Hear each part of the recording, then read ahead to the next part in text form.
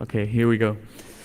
So, my name is Chris. I'm with DKIC's R&D department and also with the INET research group at Technical University of Berlin. And I'd like to talk about ENDEAVOUR Towards SDN-enabled IXPs. This is joint work with Sascha and Florian. So, to motivate this talk a little bit, we all know that IXPs are part of the internet ecosystem, and we all have a mental model in our minds if we're talking about IXPs. So let me quickly recap what we have here. Like the picture on the right-hand side shows a very simplified version of an IXP. We have the layer 2 switching fabric, which in the easiest, or in the simplest case is just a switch, and in a more complex case it can be multiple switches and a huge layer 2 broadcast domain. So we see two ASs, ASA and ASB, interconnect to the IXP, to the switching fabric. ASA maintains a connection over one port, and ASB has 2 ports at this IXP. If they want to exchange traffic, they just set up a BGP session, and then they get the traffic from A to B and B to A. This is like the simple case of bilateral peering. Nowadays, a lot of the IXPs offers also the route server as a service to the customers to make the interconnection part a bit easier. So both ASs, or in an ideal case for the IXP, everyone maintains a session to the route server. The route server gets the prefixes, does a best path selection, and redistributes it to all members. So in this setup, they can do multilateral peering. So, and to wrap this up, IXPs also offer, maybe besides the route server, other value-added services, such as DDoS mitigation, which could be black holing, or other services like filtering at the route servers. It really depends on the IXP. So, but given this setup, IXPs also face challenges. So, like most of you in your network, the traffic is growing. We need to do something to keep up with the demand for growing traffic rates, and we want to maintain quality. And this also holds true for IXPs. So we have a steady growth of traffic volumes at the IXP. And in the case of DKICs, we got the issue, a simple switch doesn't do the trick. We need multiple boxes, and usually we need to have the top of the shelf boxes. This is disproportionately high capex, so it's quite expensive for us. So we need to think if we can find new ways to interconnect customers, or to build an architecture, to come up with an architecture of interconnection of our platform, which reduces the costs. So at the same time, the default protocol, or the internet protocol, is BGP, which is quite arcane and has an old interconnection model in mind. So it's quite static, set up for long time frames, each month or years, and not a lot of things are changing. So it's not really dynamic what we have there. And also it's quite myopic, so it has a limited topology visibility. We also have a control plane and reachability-centric setup, which does not account for other values or other information. Sometimes people get around this by adding new features to BGP, extend the protocol, or using communities to signal additional information towards customers, IXPs, or whatsoever. And also in this setup, it is quite hard to come up with new services or value-added services, since we always have to deal with the stuff which is there, like the BGP and the static sort of topology setup. So now, while we identified our challenges and like see what are the limitations of IXPs as of today, we at DKICs started an ENDEAVOUR. It's a research project funded by the European Commission, and it runs for 3 years.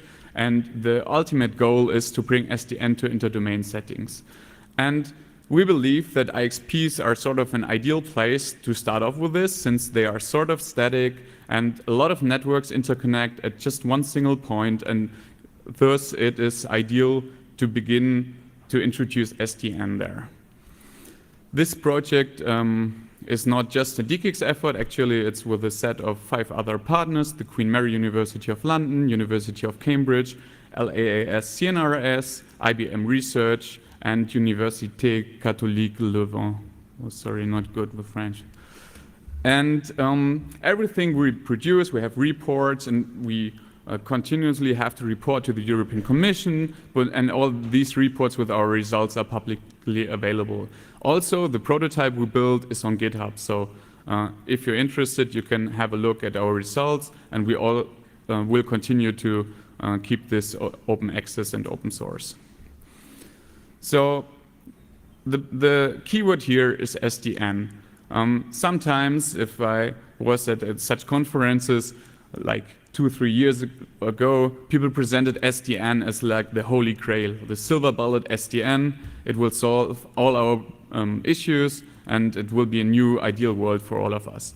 Well, that's probably not quite true, and we see that the hype goes down a bit by now. But what I was always missing is actually that no one really convinced me with use cases, because I want to see what can SDN do for me. And if this convinces me, I'm happy to use SDN, as I'm happy to use any technology which helps me to improve my service or my exchange. So that said, SDN is not the silver bullet, and I'm happy to not give a clear definition of SDN here, because for this presentation we just like to talk about the high-level view here. So what we did first in this project is to come up with use cases which are compelling for our customers. So our incomplete list of use cases is here. Like, some are beneficial for members, some for operators, and some use cases we grouped such as novel services. So here we try to convince people like what could be the benefit of deploying SDN at an exchange point. So if we focus at the member use cases, there's such a thing as port load balancing. So probably the big players in the market don't really have trouble to load balance their traffic across the 2 ports and set the shares as they wish to, but we also see that smaller customers have trouble with it. I'm gonna give some figures on this later on. Also, black holing as a DDoS mitigation service it can be improved through SDN to be more flexible and way more fine-grained than black holing of today. Also, a use case is member-driven monitoring. Sometimes members just want to get a very detailed view of what's going on at the IXP, but we just don't want to constantly monitor everything and every traffic at the IXP. So in this use case, a member can request a monitoring, and we can set up the monitoring for them and deliver like a stream of flow information towards the customer. So there are also potential benefits for operators.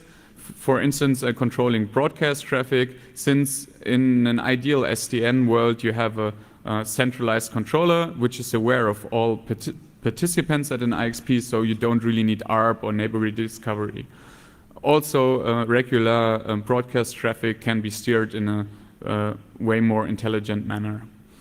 What we also have is layer 2 label switching, because as soon as you have like a very complex layer 2 fabric comprising several switches, you need to have some routing logic in it. And of course you can have use MPLS and on top of it emulate a layer 2 broadcasting domain again, but it would be way easier to just introduce layer 2 label switching. There are also novel services. So for instance, there are port-based congestion reporting. So sometimes some members at an IXP have congestions, or their port is saturated by 100 plus or more than 100%, And it would be neat to have an automated fashion to signal this to other members, so that they are aware and probably either switch to another exchange or use upstream or whatsoever.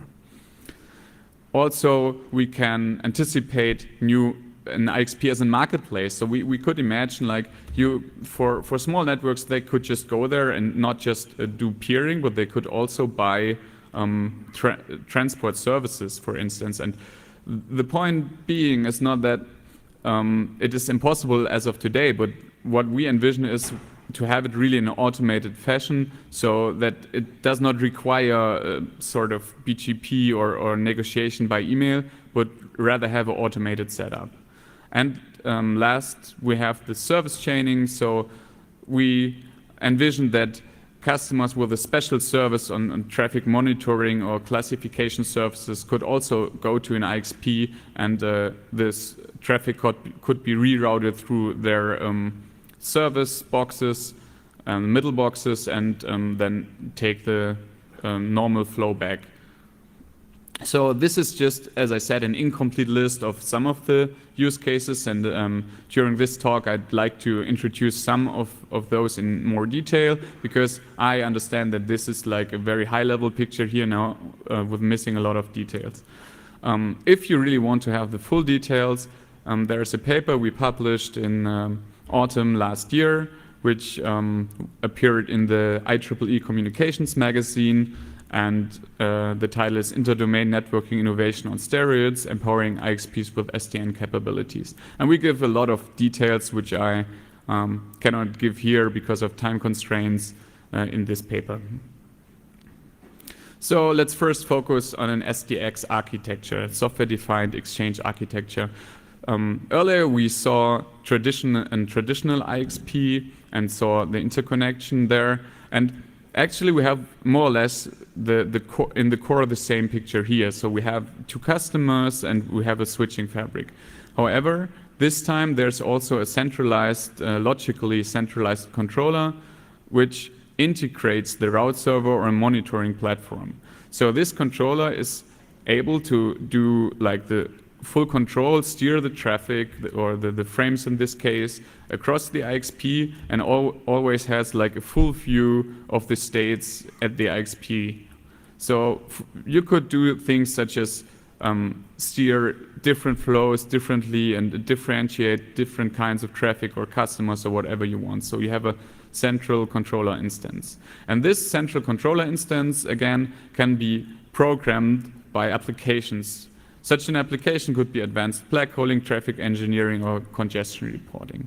So you have this on top of the controller, and it could be used, like each member could use different of such programs. And they are then translated by the SDX controller into SDN configuration, or actually programmed into the switches here. So now I'm gonna talk a bit about the use cases we have. So there is the SDX use case, load balancing. So that's what I mentioned a bit earlier. Here on the plot we see on the x-axis all IXP members with at least 2 ports, and on the y-axis we see the share of traffic per port. And as you can see, like 1/3 probably uses a redundant setup, so they just have all their traffic on one port, which totally makes sense. But for some others, they use it in a very unequal way. So the share for one port is maybe about 70%, and the other port just 30%. For some networks, it totally makes sense to do so. But when we talk to customers, actually some of them don't really know why this happens, and they don't really care too much. However, this could be optimized by defining a share, like across an API at the IXP or web interface, and just a customer or a member can just set up the share they want to have, like if you have 2 ports, probably 50-50, and the SDN controller can just do the traffic engineering here.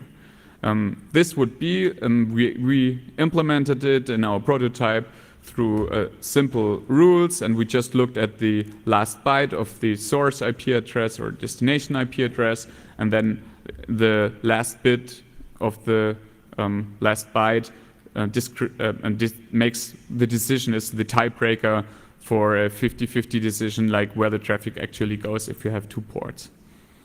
So, but this is just a very simple example. We could also think about like way more sophisticated load balancing stuff, such as separation by application, just looking at the transport layer port and say, okay, traffic towards this application has to use this port and the other application this port. This is just basically the proof of concept that we can do it, and we envision that customers will use this or would use this tool for many things we cannot envision right now. So here's just an example where we visualized our evaluation test case. So we just started 4 different traffic flows, and we see, as we can see in the upper plot and in the lower plot, we can see like over time it converges to a equal share. Like we have 4 ports here, and it's just distributed across each port with an equal amount of traffic.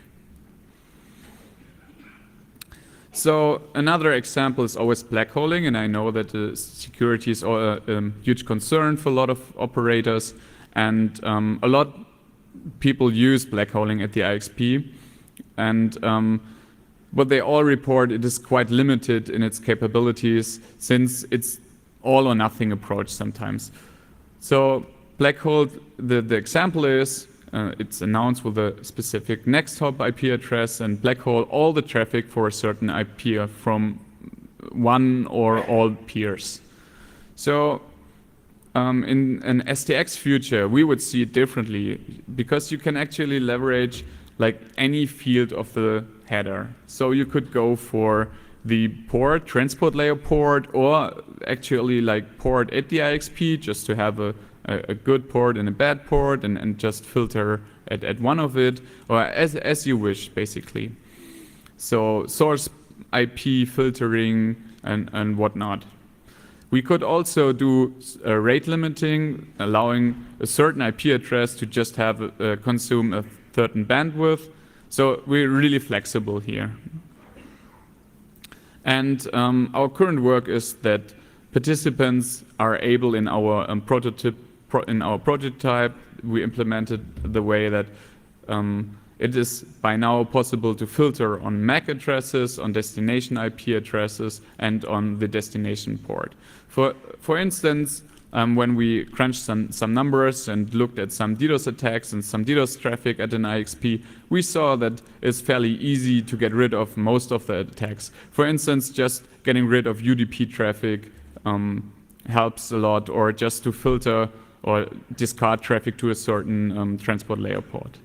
And also we can dynamically update the black hole policies as we wish on a sub-second time window. So if something changes, it is very easy and it's very dynamic and responsive, so that we can change the flows very fast as well. What we also can do now is visualize and really display the drop traffic, because this is at most IXPs an issue for now. As soon as you switch on black holing, you have no clue how much and what kind of traffic is dropped actually. And in our SDN prototype, we're still able to display the traffic that is dropped, and also we could do some further analysis, such as what ports or to which ports should the traffic actually go, and so on, and from which IPs is it coming, and stuff like that. So here again, a visualization of our prototype. It's an example, like in the top plot, we actually see the traffic that goes into the black holing, and on the lower part you see the traffic that actually still goes through the IXP. And we see that the spike on the top plot is just like the inverse, so you could swap it down and it would just fit in there. So this is just an evaluation use case, but we just really have this working on software in our prototype now. So another example is port-based congestion reporting. So these numbers were quite surprising for me, because usually you would just think that a port can be saturated by 100%, right? This is true for the ingress port, for the egress port, but actually ingress, the IXP gets from several sites traffic, and that can of course be more than 100% of the customer capacity. So it all goes in the IXP and actually gets lost when it directly goes to the customer. So that's why we see a long tail in this plot of customers that exceed their port utilization even by 100%. And we all know that 100%, I mean even 90 or 95 is probably critical already. And so other members would probably like to know which customers are there that overutilize their port and have some sort of direct signaling mechanism to help them to just get rid of their traffic elsewhere. So another thing that I just mentioned in the beginning is we would like to see CapEx reduction. However, for now, it's not that easy, because if we look into the market and look at SDN switches, they are not that much cheaper actually. So, and additionally, you have to implement everything from scratch, which is sort of risky to develop such code base. I mean, the vendors, hardware vendors, have done a good job over the past decades, and they implemented the protocols, and this stuff is basically quite solid. But here, the idea of a NoviFlow was to have a scale-out router, which comprises of some OpenFlow hardware in a spine leaf architecture, and also just a regular switch. And on top of it, the controller, so that at the end of the day, you sort of rebuild with smaller, cheaper parts such a huge box. But what we see from now, we are a little bit disappointed, because price-wise it doesn't scale. If you buy like top-of-the-shelf SDN switches for now in terms of bandwidth, it's like not really cheaper than buying commodity hardware. So this is limitations of SDN-capable hardware, and we're looking for SDN hardware with a number of available ports. So we really need a higher port density, and a lot of SDN switches just comes with a single table capability, and since we implemented all the use cases I mentioned earlier, and for most of the use cases we just need a single or dedicated table, so a single table setup would not work for us, and it's really hard to scale. Also, the number of TCAM entries is quite limited, and for a really large exchange, it could work somehow if you do some magic on the way to really reduce the number of flow rules. But in a more dynamic environment, in a more dynamic intra-domain routing environment, this is probably by far not enough. And one lesson we also learned is don't trust the barrier replies. So if you install a certain set of rules, the switch responds and says, hey, your rules are installed, but the reply is sort of fake, because testing has shown that actually it's not implemented in the hardware and the traffic does not flow as it should for those moments. So there's an inconsistent state at this point. So what are the future SDX challenges we are facing? So it's a bit what I mentioned earlier. We need to build reliable software, right? So we sort of have to start implementing everything from scratch. Each protocol, it starts like with really standard stuff you just configure on usual hardware. We need to implement it from scratch. And I mean, we are quite large IXP at DKIX, but we by far don't have the manpower to really implement such a huge protocol stack with a satisfying requirements on resilience and reliability. Yeah, and also, as I mentioned earlier, the SDN-capable hardware at scale is not there yet. So we keep looking. And for me, actually, something ideal would be like a combination of both worlds. So having real huge boxes with also integrated SDN features to be able to offer some of our services and also use some of the protocols there. And another SDX challenge is the testing. So we would need extensive testing of the prototype before we ever could think about the next step to put it in operation at some point. We're also right now looking into just partial SDN architectures where some edge nodes are SDN boxes and the core boxes remain commodity hardware at this point.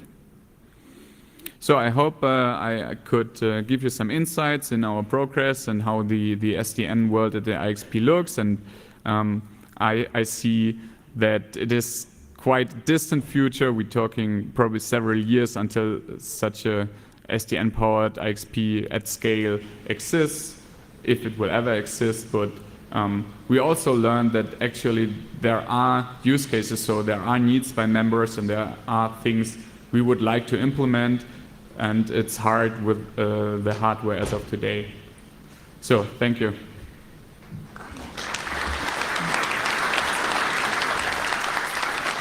And I'm happy to take questions now.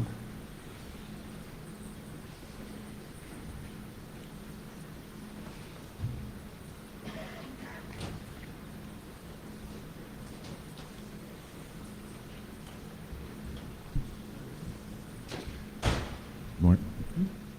Testing. Oh, yes, we are on now. Good morning, Matt Petak from Yahoo. So one of the interesting challenges with the typical hardware that people are looking at for SDN infrastructures is in order to meet that happy, hey, it's cheap, it actually makes your data center more efficient price point, they have tiny buffer memory in them. And yeah. At the exchange point where you have unknown latencies, different size pipes coming and going, it's kind of the worst case scenario for trying to use a small buffer device as the heart of an IXP.